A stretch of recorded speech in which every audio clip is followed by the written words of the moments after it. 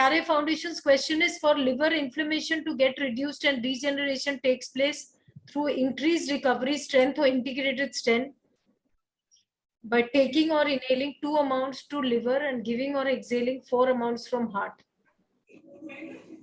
Basically, she is asking about inhalation and exhalation, which you just explained.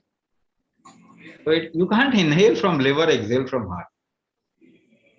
You will always inhale from your nostrils, or either you can inhale from the mouth. There is no other way to inhale from the body. The pores of your body also do a little air exchange, but to control that, it takes a lot. It takes a lot. We can't talk about this, and we don't expect somebody can do that. पहली बात, ये जो मैंने आपको बताया, I gave you one example. Now, why I gave you one example? So that you can understand how it is handled. Now, it is not a generic thing. ये एक generic चीज नहीं. Some people's liver are inflamed due to various factors. One factor could be for some people, another factor could be for other people. तो बहुत अलग अलग factors के कमजोर होने की वजह से इन्फ्लेम हो सकता है liver for different people. Now that is where the diagnosis comes into picture. Diagnosis इसीलिए किया जाता है कि पहले हम वो फैक्टर को पता कर लें, उसके बाद हम उस इंसान के हिसाब से कस्टमाइजेशन करते हैं. सो उसका इन्फ्लेमेशन किडनी की वजह से भी हो सकता है, लिवर का इन्फ्लेमेशन, थायराइड की वजह से भी हो सकता है लिवर का इन्फ्लेमेशन, हाँ, थायराइडाइटिस, पैनक्रिएटाइटिस की वजह से भी लिवर इन्फ्लेम्ड हो सकता है. Liver can be inflamed due to various reason. तो वो क्या है अगर हम पता करें, then we can actually out of these, I just give the example of 2. इसमें और भी चीजें हैं, but we need to know कि उस इंसान का कैसे होगा. यही हम रूट कॉज. तो बिना टेस्ट के तो पता नहीं चलेगा. बिना टेस्ट के हमको नहीं, आप टेस्ट नहीं करेंगे ना, आप तो हम डायग्नोसिस, ये जो लैब टेस्ट नहीं करेंगे, हाँ, लेकिन आप एक्सपेरिमेंट करेंगे अपने ऊपर. तो हम जब आपको फॉर्म भेजते हैं तो हमको आपको बोलते हैं कि आप इस तरीके से अपने ऊपर एक्सपेरिमेंट करो, हमें रिजल्ट लिख के दो.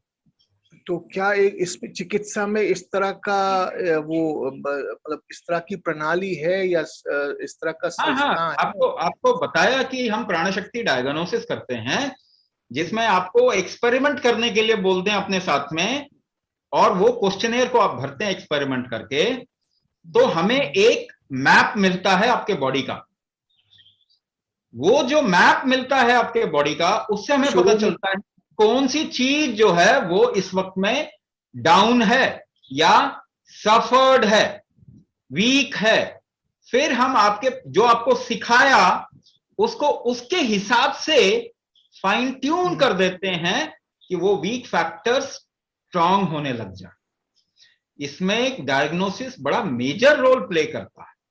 इसीलिए ये जेनेरिक नहीं है. जेनेरिक में तो हम सिखा सकते कुछ भी, चलो इसके लिए ये हो गया, उसके लिए वो हो गया, ऐसे तो किताब लिख के डाल दो तो लोग सीख लेंगे. लेकिन नहीं, ये स्पेसिफिक होता है क्योंकि हर एक के वीक फैक्टर्स अलग अलग होते हैं. जी. तो सवाल अब सर, जो आपने पहले भी कहा, अगर हम टेस्ट कितना भी करें तो भी 90% 95% डिटेक्ट नहीं होता है टेस्ट से कि आखिर दिक्कत क्या है, और अंदर से लिवर का कि कुछ ना कुछ सीओटी, सीपीओटी या किसी भी और बिलिरुबिन या कोई भी और दिक्कत से हो सकता है. उसके अलावा जो आपने अभी कहा कि ये थायराइड से हो रहा है या फिर ये किडनी से हो रहा है, किस कारण से हो रहा है, प्रोस्टेट से हो रहा है, ये तो आपको समझाने के लिए बोला, मगर मैं और थोड़ा स्पेसिफिक हो जाता हूँ. पहली बात तो आपका जो लैब जो एलोपैथिक डायग्नोसिस है वो कुछ भी नहीं बताता. 90% नहीं, 1% भी नहीं बताता कि ये प्रॉब्लम. एसजीओटी एसजीपीटी निकाल के आपको क्या पता चलता क्यों बढ़ा हुआ? आपको तो ये नहीं पता चलता क्यों बढ़ा हुआ, बस ये पता चलता बढ़ा हुआ. शुगर क्यों बढ़ा हुआ आपको नहीं पता चलता जी. ये शुगर क्यों बढ़ा हुआ किसी को पता नहीं. इन्फ्लेमेशन है में भी शुगर बढ़ जाता है, स्ट्रेस में भी शुगर बढ़ जाता है, आपके कुछ इन्फेक्शन में भी शुगर बढ़ जाता है, आपको अगर चोट लगी है कहीं पे उसकी वजह से भी शुगर बढ़ जाता है, आपका अगर पैनक्रियास ठीक नहीं है तो भी शुगर बढ़ जाएगा, आपका मेटाबॉलिज्म ठीक नहीं है तो भी, लिवर ठीक नहीं है तो भी शुगर बढ़ जाएगा, आपका पिट्यूटरी ग्लैंड ठीक से फंक्शन नहीं कर रहा तो भी शुगर बढ़ जाएगा, आपका एड्रिनल ग्लैंड ठीक से फंक्शन नहीं कर रहा तो भी शुगर बढ़ जाएगा। अब शुगर बढ़ गया ये तो पता चला, मगर क्यों बढ़ गया ये नहीं पता चला। तो उसके लिए फिर हम लोग सही प्रकार से कैसे उस तक पहुंचे, क्या बात, हाँ, ये तो डायग्नोसिस है ना, हाँ, हम जो डायग्नोस कर रहे हैं ना, ये आपके शरीर के 84 फैक्टर्स हैं जिसकी वजह से एक फंक्शन सफर हो सकता है। हम वो फैक्टर्स यानी वो स्ट्रेंथ्स को डायग्नोस कर रहे हैं। आप अष्ट शरीर बोलते हैं, हम अष्ट शरीर बोलते हैं, अष्ट शरीर, और उसके अंदर षड बल, 6 बल का अगर परमुटेशन कॉम्बिनेशन करें और इंक्रीजिंग डिक्रीजिंग ऑर्डर में करें तो अभी मैं 84 फैक्टर्स जो कि आजकल के ह्यूमंस के लिए बहुत जरूरी है, आपको 96 फैक्टर्स मिलेंगे। आप अपने शरीर को मेजर करेंगे ना तो 96 फिंगर विड्थ का शरीर होता है जी। और अगर आपके ऑरा शरीर को मेजर करेंगे तो 6 फिंगर विड्थ और जाएगा, 6 ऊपर 6 नीचे 12 ऐड कर दो 96 में, कितना हुआ 108।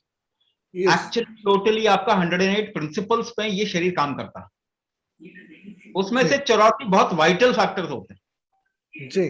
उन वाइटल फैक्टर में से कौन सा फैक्टर वीक हुआ जिसकी वजह से पहले आपको या तो लिवर फंक्शन कमजोर हुआ, या फिर पैनक्रियाटिक फंक्शन कमजोर हुआ, या पिट्यूटरी फंक्शन कमजोर हुआ, या कोई दूसरा फंक्शन कमजोर हुआ जी। तो वो कौन सा फैक्टर है जिसकी वजह से वो फंक्शन कमजोर हुआ, उसके बाद आप दूसरा फंक्शन कमजोर हुआ और मल्टीपल इश्यूज में आ गए। तो हम कोशिश क्या कर रहे हैं कि कहां से शुरुआत हुई है, वो कौन से फैक्टर्स आपके शरीर में कमजोर हैं। अगर वो हम पता लगा लें तो उसको स्ट्रांग करने की तरफ में हम काम कर सकते हैं, और उसको स्ट्रांग एक ही तरीके से किया जा सकता है। कोई आपके इंटरनल मैकेनिज्म, आपके शरीर के मैकेनिज्म का ही कोई हिस्सा, कोई एक चीज ऐसी हो जो उस पर जा सके, वहां तक जा सके, दैट इज कुंभक, आपके शरीर का स्ट्रेंथ बिल्डिंग मैकेनिज्म। तो उसको इस्तेमाल एक तरीके से करके उस फैक्टर्स को हम स्ट्रांग बनाने की कोशिश कर रहे हैं।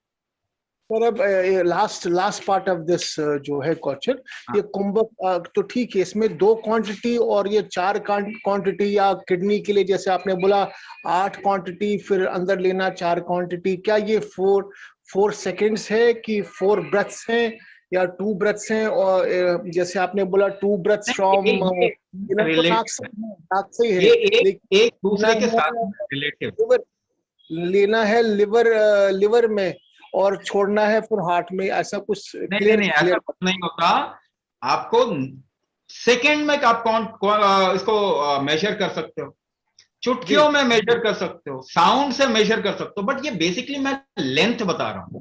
लेंथ ऑफ इनहेलेशन 2 यूनिट अगर होता है, चाहे वो सेकंड हो चाहे वो और दूसरा कोई यूनिट आप इस्तेमाल कर सकते हैं, बट यूनिट के बारे में बात कर रहा हूं। 2 यूनिट का इनहेलेशन, 2 यूनिट का होल्ड, और उससे 4 गुना ज्यादा अगर आप एक्सहेलेशन करेंगे ना तो उसका असर आपके लिवर की तरफ में ज्यादा जाता है, तो आपका लिवर हैंडल होगा, है ना। इस तरीके से बहुत सारे हैं, इसे परमुटेशन कॉम्बिनेशन तो लाखों बन सकते हैं, इसीलिए मैं कह रहा हूं लाखों कुंभक होते हैं, लाखों कुंभक से लेकिन फायदा नहीं होगा ना जब हम पता कर लें कि आपके अंदर क्या प्रॉब्लम। में आपने मैं एक क्वेश्चन पूछ 8 सेकंड आपने बोला कि लेना है, 4 सेकंड रोकना है और 2 सेकंड छोड़ना है, तो ज्यादातर तो ये होता है कि हम बाहर ज्यादा देर के लिए छोड़ेंगे उसी को कुंभक उसी में कहते हैं। प्रक्रिया जो होती है 1 2 1 या 1 3 1 या 1 4 1 ऐसे होती है। तो आपने ये आप योग परंपरा के बारे में बात कर रहे हैं, ये बहुत तरीके से होता है। योग परंपरा में भी कुंभक को इस्तेमाल किया जाता है। समाधि के लिए तरफ जाना है किसी को तो वो भी कुंभक को इस्तेमाल कर सकते हैं, क्योंकि कुंभक आपकी लाइफ में किसी चीज को अचीव करने के लिए इस्तेमाल किया जा सकता है। तो अगर आपको समाधि या फिर मोक्ष चाहिए तो भी उसमें इस्तेमाल कर सकते हैं। तो योग में उसको एक्सप्लोर किया हुआ है, पर वो भी बहुत डिटेल में नहीं। शुरुआत में निषेध होता है कुंभक योग में, क्योंकि कुंभक ऑपोजिट है बिल्कुल मोक्ष के। कुंभक लाइफ की तरफ में आपको धकेलता है, मोक्ष की तरफ में अगर धकेले तो उसके लिए अलग तरीका है जी। आपको अगर अपने आप को डिसॉल्व करना है तो उसके लिए अलग तरीका है। कुंभक को बहुत पावरफुली इस्तेमाल किया जाता है, मगर we are not talking about yoga.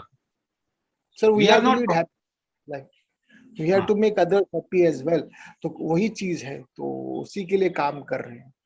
तो हाँ, हम वैसा लोग ही- इसको बिल्कुल हेल्थ के लिए इस्तेमाल कर रहे हैं, जो कि साइंस ऑलमोस्ट हमने लूज कर दिया जी है ना, उसको रिवाइव करने की हाँ। कोशिश कर रहे हैं, क्योंकि ये बहुत पावरफुल है।